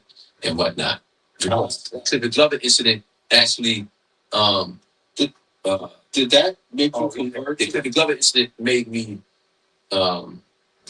think about all the people who've been getting killed unjustly by the police. Yeah. So I want to keep talking about the street. Well, this is why I was asking about the business aspect of it, because to me, I got into podcasting for the business. Yeah. And to hear somebody who ran a multi-million-dollar company, if you could break that down, like, okay, Like, where did you get that? Like, that shit is mind blowing to me. You know what I'm saying? I had 3 buildings on 116. Back in the days, the police would give you a building for $1. It was burned down. It was burned out. So there's 2 buildings over there. Man said it. And another one. Bought those two for $1 piece at the auction because we had to have real estate. I had a building up there that I bought taxes for somebody. Ain't gonna lie, it was cracking and he sold these buildings cheap. I used to pay the taxes. I got it and paid it. So I had the building over there and I put a store there. Because of that building, I went to the auction at 103rd Precinct and I bought Tim said that too. But I got locked up. I was so busy fighting my case. I said, fuck that shit. Lou Sim said the same thing. You can buy a building for $1. That let me know what the fuck y'all was doing back in the day. Bullshitting. Think life is a damn party. Now they fucked up. Damn, buying a building for $1 and rent about damn $10 million. That's crazy. Buying a building for $1. The other building I used to help with my legal fees too. See what I'm saying? So the other 2 I lost. I had 3 buildings up here. Wow. So I was into more than that. Crane had a satellite company, before satellites were a big thing. He had a satellite company on Houston Avenue. He had a taxi joint that had mad limousines. Cream has always been a businessman, right? We always thought about business and getting out that life, right? We didn't want to stay in that crap for the long. And then the documentary Supreme Truth, you know what Cream say? Cream says, we never wanted to do this shit forever. You know what I'm saying? Yeah. It's just that you don't get out right away, everything else happens, lock you up, then you're back into life. You feel me? But we had all kind of little things, man, businesses and stuff, and whatnot. So, we could have it would still been great, even if we didn't do that stuff. Yeah. But I just wanted to mention that. Okay. So, anybody got any questions, man? Yeah, you answered. There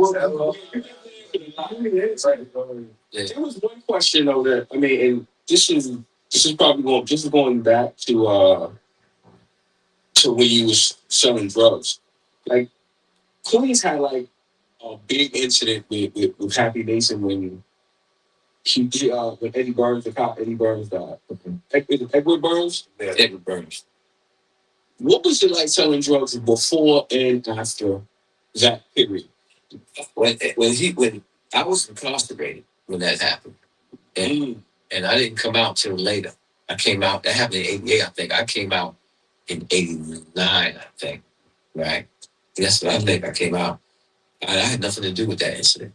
No, I know that, and I don't even know the truth about what really happened because I wasn't involved in it, and I don't want to say who did this or who did that. I'm saying I can tell you this. That incident messed up a lot in South Jamaica. That's really what I was asking. Like, what was it like on the streets pre Edward Burns and post Edward? Pre Edward Burns, the police let you do almost anything. They came to selling drugs. Post Edward Burns, police wasn't letting you do nothing. Period. Point blank in a nutshell. And So damn, basically them boys had it good, them boys had it made. They can sell dope in peace. Niggas always fuck up everything. The police let them boys sell dope until they kill some damn body. They can't just sell dope and shut the fuck up and be quiet and just make the money, fuck the bitches, just chill. Now you gotta be doing some hot shit. Damn, that's crazy. That lets you know that we be in control of everything, man. Like we fuck up everything. That's crazy. You can't blame nobody but yourself, then. Like that's crazy. He just said the police will let you sell though. I remember I used to just be thinking about shit like damn, but just imagine if the shit I'm imagining them niggas was living. No wonder they was getting away with all that shit and doing it like that. It was different back then. nothing to do with it, it still affected you. It affected everybody. Yeah. You know what I'm saying? And whatnot. You know, and you know, we'll address some of that too on my podcast. And like Herb Gotti. Yeah. Another influential brother. Rest in peace to Herb Gotti. And shout out to Chris Gotti, another good brother we had on the podcast. And, you know, sharing up all this kept the G. It's so crazy that, you know, they're from Hollis and, you know, it's from Southside and, you know, there was always tension back in the days and stuff like that. But then to come together and be such pivotal people in each other's lives at a certain point in time. What are your viewpoints on him passing and what kind of person was he? I never got to meet Herb Gotti personally. Mm-hmm. Right? That was my uncle's friend, brother. Like, you know what I'm saying? And what he liked about Herb was he always told me when he saw me on visits, he liked the fact that Herb, how he took care of his family really liked him. That's what he liked about him. That's what drew him to him. But he cared about him.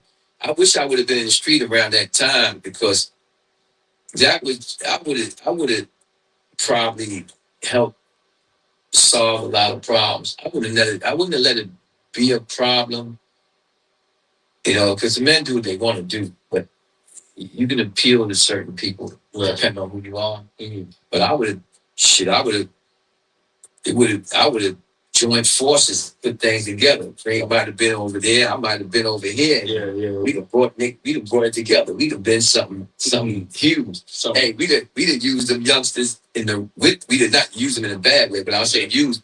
I would have got with them and we'd have solved problems and made us the biggest on the map. Right. That's what I mean. Mm-hmm. Mm-hmm. Because just like utilize them yeah, because look, you got talents, you got talent. See, I can't rap. Yeah. You know what I'm saying? But did you I know Chaz. I get it. That's Chaz. I know Chaz very well. But real quick on Herb, y'all went to his funeral and whatnot. It was sad, you know what I'm saying? But I liked how the way it was dignified, the way they did it. Yeah, was very dignified. It was very, that's the word.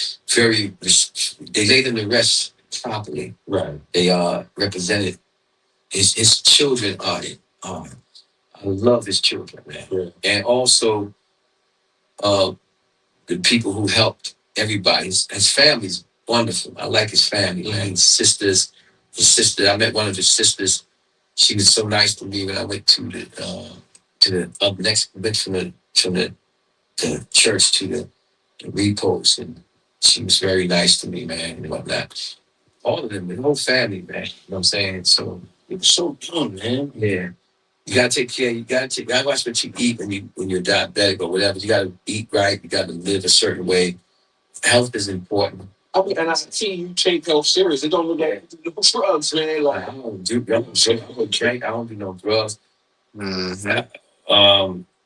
One time I took a sip of something with somebody because they was there and they wanted me to, and I took it right. But I don't mess around, and I try to take care of myself. I fell off for about 2 months. I got to get back on my job and work it out. So, this particular guy made a comment about me and my daughter. I do this, that. And man, my daughter's coming to see me 24/7. My people was there, taking care of them, helping me. I would write her letters all the time. I took care of my daughter. I sent money from prison. I'm saying I love my daughter. You know what I'm saying, and I could have got at him for that in a respectable way. Yeah. Where you get them mixed up at? Huh? Where you get them mixed up at? These dudes be just running their mouth, man. I'm telling you, these podcasts, that's why I'm starting that joint. Mm-hmm. And I don't say these dudes' names because you give them too much credit. Yeah. Right? But I will say names about these issues when I start having weekly podcasts. Right? Only reason why I'm doing it, I'm trying to cipher away from them the people that listen to this crap that these dudes talk. And some of them are so bad that people don't even know the history behind some of these guys. Mm-hmm. There's one particular podcast, right? If they see the shit that this dude has done in his life, they'll stop even listening to this guy. Well, you look at my podcast, I'm gonna show you. And you make your own judgment. Do you want to listen to a dude like that? Any further? You feel me? So my point is that, hey man, it is what it is. I got one more thing. But that shoot, bro. You got It's what I'm talking about. Just pertains to the Supreme documentary. real quick, other podcasters ain't gonna let me just No. like that. What? Know why? They gonna want to control everything instead of letting it be. Yeah. Okay. No, Yeah. everything to be said. Yeah. I do what I was, but Yeah, go ahead. Shoot away. Let me take my jacket off. brother. I was watching the Supreme McGriff documentary, Supreme Truth. Supreme Truth, and he made several references to a gentleman named Terrence Terrell. Yeah. Now I wasn't, because he was saying like the whole RICO case was built based upon that individual. Like he made the connection to the whole racketeering conspiracy organization. How did I wasn't clear on how did he, like, why was it just like if because it seems like they didn't go to let him testify against him to break down his character and which is probably wrong, but how why was he so pivotal, and how did he, a guy he didn't know, be like the linchpin to You know what? And I'm glad you asked me that, because that is the question that's what I really want to talk about on this case. Yes. I got carried away and got into other things. Yeah. But I definitely These so-called clowns calling themselves people trying to teach or educate people. Listen. See, Terrence Terrell was an informant who Supreme never met, never knew, was never part of the Supreme team, was never part of what he did in the street, nothing. He never met this dude. They took him because he knew another guy that had nothing to do with Supreme per se. Okay. Supreme never met him. They took this guy, Terrence Terrell, fed him some stuff, put him up there, and he said, hey, this is what's going on. And they gave him a whole spill for him to organize to create a RICO case, because he had to make his foreman to do it. And this is true. He never met this dude. That's why Preem is so pissed about what happened to him. Yeah. He never met this dude. This dude more important than anybody else mentioned in the doc. That's why I don't understand why we talking about other people. Who's the comes in the front, other than the fact that it was said by Preem. Yeah. That's not even the issue. Yeah. The issue is Terrence Terrell, right? Right. And so he never met the guy. You feel me? He never knew the guy. It's a true bill, bro. He never met this guy. Don't know him. Period. But now, the death penalty lawyer, he had a death penalty lawyer, right? Right. That's what they said. And I want to dispel some myths real quick so people understand something. Green had a private lawyer that he had hired and gave money to. The government took that lawyer and said he can't use him because we're going to either charge him or he was house counsel or something. They took that lawyer, and now Preem is like, I don't have it to give no money to no other lawyers, right? I'm not doing it. And just Herb, the money was tied up. Herb, but so Preem, he was forced to take a particular lawyer, a death penalty lawyer. The death penalty lawyers, they're good at beating death penalty cases, meaning they can help you beat the death penalty, but they may not help you win the case. So he didn't fight for Preem to win the case. He only fought for Preem to beat the death penalty. To him, that was a win. To help you beat the death penalty. In the meantime, Preem trying to beat the whole case. Right. So he never questioned Terrence Terrell as to how you really got to know Mr. McGriff. Right. How do you know him? Because my clients tell me you don't know, but he never asked those questions. Right. So he never got a chance to put up his defense. And most of all, Preem didn't want. Preem wanted to testify on his own behalf, but the lawyer didn't want him to testify on his own behalf. And how does that happen when, let me give you an example. In my case, when I went to trial, and it was time for me to decide whether I was to testify on my own behalf or not, The judge asked me, Mr. Miller, you want to testify on your own behalf?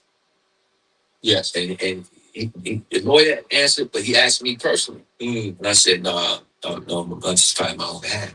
It didn't happen with Preem. Even in Diddy's case, Right. if you remember, the judge asked Diddy, do you want to testify in your own behalf? And Diddy didn't, he said no. You know what I'm saying? It didn't happen. They didn't ask Preem that. They didn't. And the lawyer was able to just let it pass through. Right. Like he didn't want Preem to testify. Yeah. And that's what Preem pissed about, because had he been able to speak on his own, he'd be able to, fight some charges. And definitely throw holes in whatever that story was. Exactly. Like that. Exactly. You know what I'm saying? I do find that to be kind of a shame, because we had Kenny Ennis, and he interviewed him, and he went to jail for 26 years for murder for something he didn't do. I mean, but he still had the right to testify and stuff like that. Sometimes testifying can make all the difference in the world, man. You know what I'm saying? Testify in your own defense. Yeah. When you're the defendant, that's what I mean. Let me clear that. I think I can testify in your own defense. When the defendant, you want to get up there and defend yourself. Sometimes it makes all the difference in the world. You know what I'm saying? So, and whatnot. If he wanted to. But right now, Preem is fighting. He feels great. He's working out. He's tip-top shape. He's fighting hard. He's good. Contrary to what one of these clowns, not the podcaster, this other which McCall got out there and made a statement about, he broke it. Preem ain't broke. Preem ain't never broke. You know why? He rich here, and too many good people love him for him to be in prison broke. His account is proper. He's good. He's all right. He got a lot of love and a lot of support. So people running around talking shit, talking stuff, saying stupid stuff to these podcasters, to merch, whatever it is, talking that crap. People got to be careful, because you make a person like me start getting on these podcasts, and I'll make you look like a fool, because there's the lie and there's the truth, and they can't exist in the same room. And I'm always going to tell the truth and give it to a person, right? Mm-hmm. Only reason why I didn't specifically answer your question, I answered your question, but not specifically, because I'm saving that for when I get on. Gotcha. Because when I answer that question, you're going to see me come with that work. You're going to be like, probably paperwork. Right. Hold on, I got a question to that. But before you say that, one thing about Prince, and you can be sure about, if I say somebody's a snitch, a rat, or a confidential informant, you best believe I got the proof to prove it. That's all I'm going to say. Go ahead. Let me ask you how you feel about 50, and just a part two question, and the California. How do you feel about that song?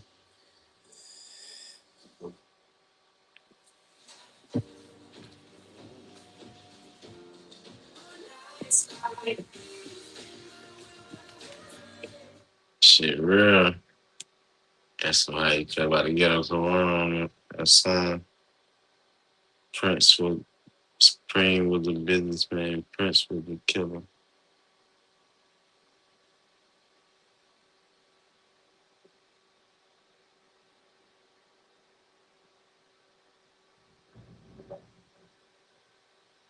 Around when I heard about it, I felt he was doing what a lot of rappers do. He was giving people, they props. Right. I know people was like saying that, yo, man, he's saying too much, this and that. Shit, I'm the one that he said to kill him. Yeah, right. Yeah. And so I should be the one most offended. That's a fact. Right? I wasn't offended because I was charged with killing people, and I was found not guilty. So why would I be offended if I was found not guilty? So if a person had a perception that I was one way, the courts had a perception that I was another. So I'm not going to get mad because he was giving some words and giving some props. It doesn't bother me like that. I didn't even think of it like that. You know what I'm saying? Now, others may have, but that's not me. And I'm not saying that it's right or wrong, but for real, shit, I kind of liked it this way. If you want, yeah. First of all, let me say something to you. That nobody. That's a fact. That's a fact. That's a fact. Ain't nobody. Look. Let me tell you something. That was some spin. That was some spin. I like the ghetto Qurans. You want to know the truth? Yeah. It ain't bothered me one bit. But the perception was the other way around. You here talking to Southside, you here talking to team. Yeah, I like that. Listen, and I ain't saying that to be jocking nobody one way or another. you know, people want to hear it from you. The truth. Yeah, it didn't bother me at all. It didn't bother me at all. Are you open to work with him if there was an opportunity? That's a good question, man. I'm going to get an answer to that. Listen, man. Right now, I'm getting my life together. I'm putting a piece of my life back together. Okay. Right? Mm-hmm. And as long as I can control what the writers put together and be a part of the writing process in anything that I do, and you can best believe it's going to be a Supreme Team series or movie. Because I ain't going to step no other way. I'm already on top of it. Let me tell you something. Forget that. That's one thing. I got so much stuff. I can give a studio 6 years of content, 6 or 7 years of content for their platform. All I gotta do is be connected to the right person or the right studio, and it's off to the races. But I'm patient. What I won't do is be played by nobody. Because I ain't thirsty. Back in the day, we was making money.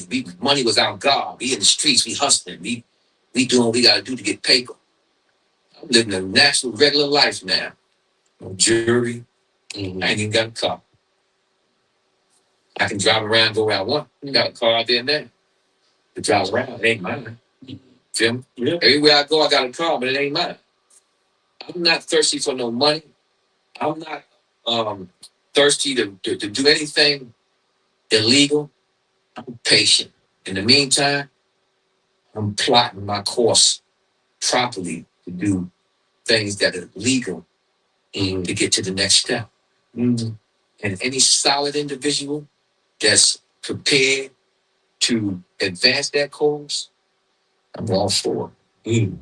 As long as they respect me, Right. respect this vision, and as long as they're solid, I have no problem with that.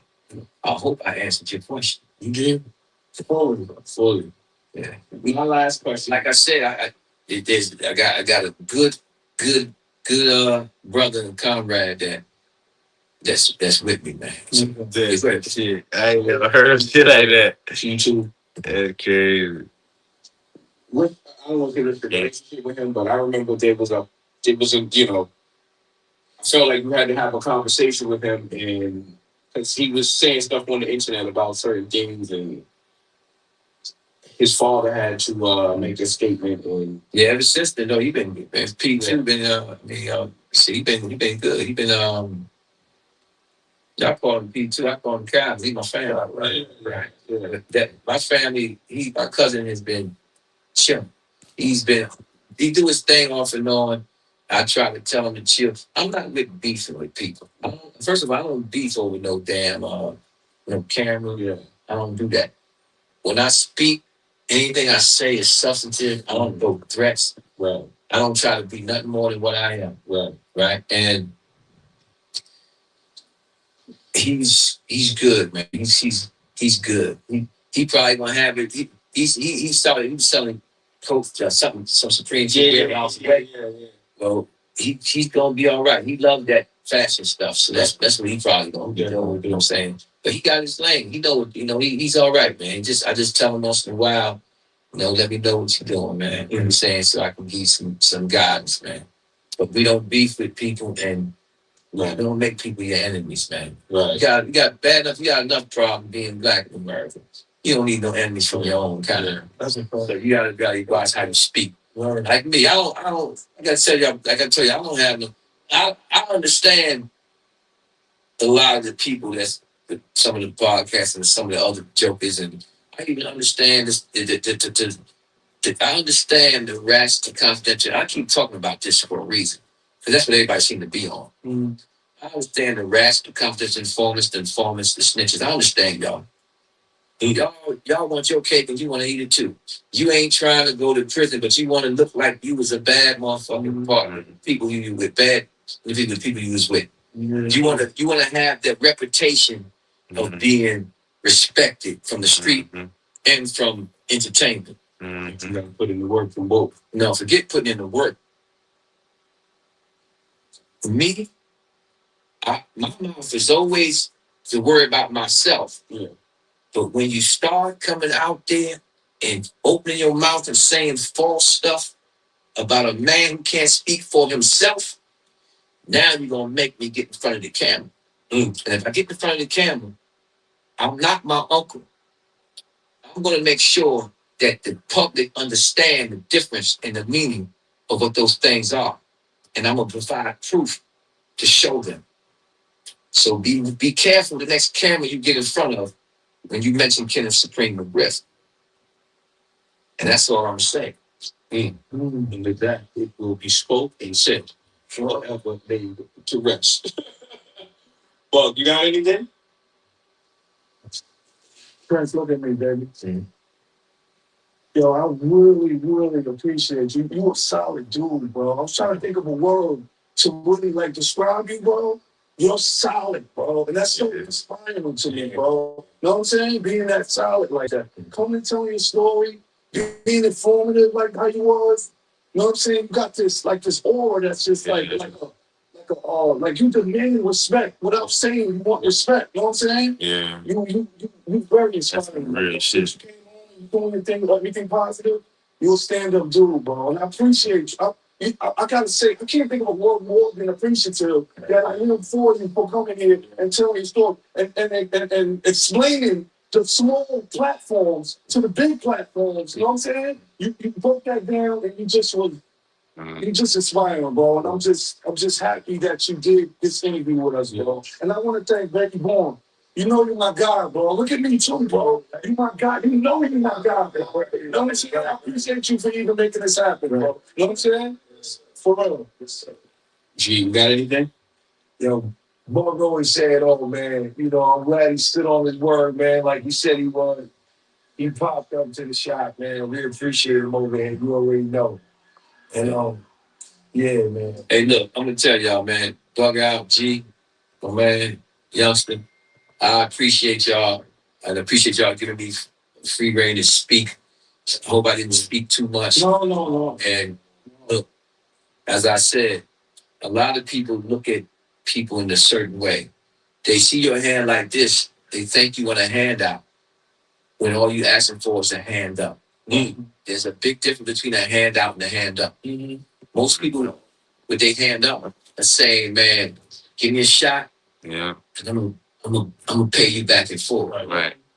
See, it's how you look at it. It's like a cup, half full, half empty. You feel me? I've been out here for a year and change. It ain't been easy, but it's been great. Because I ain't in no jail cell. That's a fact. I ain't got to commit no crimes. Right. I'm not looking over my back. I'm not going like worrying about somebody coming after me, whether it's the police or anybody else. Right? I am a master self-defense, though. So, you know what I'm saying? I do pay attention to my surroundings. You know, but I'm focused. And I'm glad y'all let me come here to speak. And I don't care what nobody say. You shouldn't do this. You shouldn't do that. If nobody want to speak to me because I came here, don't speak to me. I'm gone. I'm on somewhere else. But if you want to speak to me, I'm there. And then the funny thing is, they talk about these small platforms, right? But y'all put up something for me. And I ain't going to get into the details. Respectfully, because y'all said, man, I know you've been away a year and a half. You know what I'm saying? And I thank y'all for that. You know, and because y'all thought about a man who's been away for 34 years and 6 months. So yeah, you daggone right I came here to speak to y'all. You know what I'm saying? And guess what? I ain't got to worry about speaking to no other platform that they don't want me. You know why? I have my own. Yeah, absolutely. Yo, I ain't the one, man. I ain't the one. But there's a lot of them I respect. Yeah. And if they reach out to me, I'll be there. They will. They will. Right. So, Yeah. I guess one last word for me. When I think of somebody like you, always, I've always looked up to somebody like you in a sense of he was no nonsense, he took care of business, he handled business, he was organized. Yeah. When I think of who I would want to be as a man, that's what I want to be. You know what I'm saying? Like, I never met you, Yeah. but hearing the stories and who you are and how you carry yourself, the way you dress, the way you treat your body, like I take heed to that. You're not out here doing the drugs you're selling and stuff like that. And you know what I'm I saying? know what you mean. You really just saying you want to be a man of your word. You want to be that's what's going to you want to be a dude who, even if he made mistakes in the past, he's not going to continue to make the same mistakes in the present. A man who can accept the responsibility as to say, "Yo, I was wrong, man." Right. Rap in the community. But guess what? Now I'm trying to make amends. Right. I'm saying any man who can change is worth speaking to. Sometimes I see on these podcasts, people say, "Why are they glorifying this drug dealer? Why? Why?" And I even see the podcast is saying, "This what? This that." They act like they hate so bad on the man who did time because you probably ain't gonna do no time because you probably would be the person who put on somebody else's back, Right. or that you hate on somebody who came home, did his time like a man who's trying to change his life around and help the community. Yeah. How could you hate on somebody like that? And I respect. That's why I respect what you said. Yeah. And I respect what y'all said, right? But like President Obama once said, I can't drop the mic. It's time to go. Yeah, listen, good times. That's Bug Out. That's G-Vast, the one and only Prince. Shout out to B-Kid. Thanks for asking. We out. Peace. What's up, people? This is Prince from the Supreme Team. This is the Thanks for Asking podcast. Like, comment, subscribe. Make sure you do the same thing when I put mine up. Peace. Man, that's what's up. Shout out to Prince Miller, man. He good stand-up dude, solid dude. He says a lot of gems, man. Ain't nothing like listen to an old head and he's saying stuff that you can relate to, listen and learn. Always by your surroundings, man. And a hand up depends on how you look at it. People may look at it as a hand out, like they just want a shot, bro. You know what I'm saying? And I'll pay you back in full. That's some real shit. Like, but people don't want to give niggas no shot. They just want to I don't know. I don't know, but that's some real shit, though. You know, so I appreciate that. That was a good. That was a good. I knew what that. That's why I said I only watch an hour, but I said let me record and speak on it. That's what's up. All of that.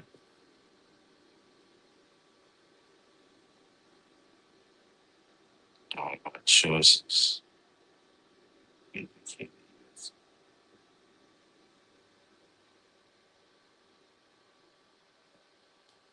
So make sure y'all like, comment, and subscribe.